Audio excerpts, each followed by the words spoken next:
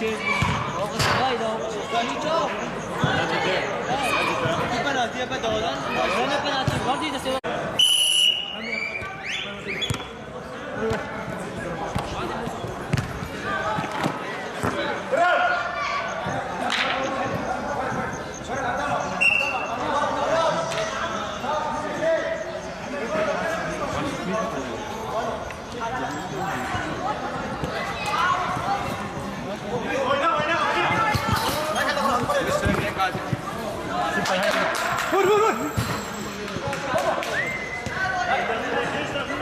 Hadi atayı.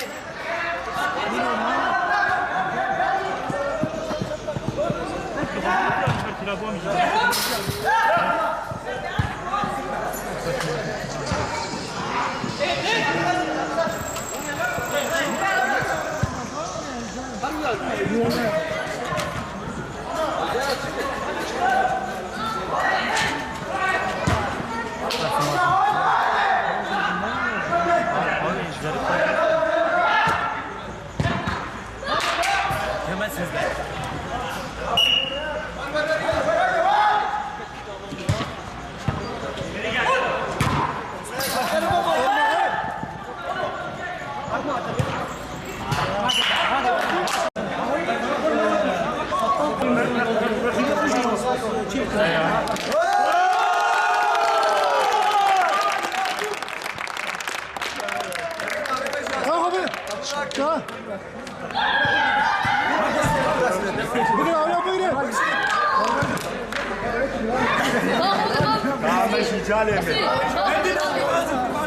Tamam Cahil Bey. يا بابا غست يا abi.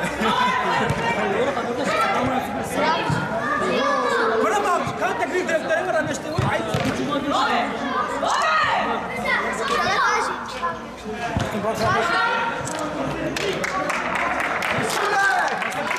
Müslüman Gençlik Haftası dolayısıyla İFANDER'in düzenlemiş olduğu futbol turnuvasına toplamda 12 takım katılmıştır.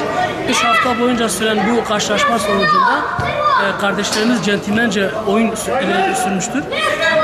Maalesef kaybedenler de oldu tabii ki. Ama bu oyunun kazananı mutlaka bir takım oldu. Bu takımı tebrik ediyoruz. Başarıların devam ediyoruz. İnşallah bundan sonraki yıllarda bu tür çalışmalarımız devam edecek. Allah razı olsun.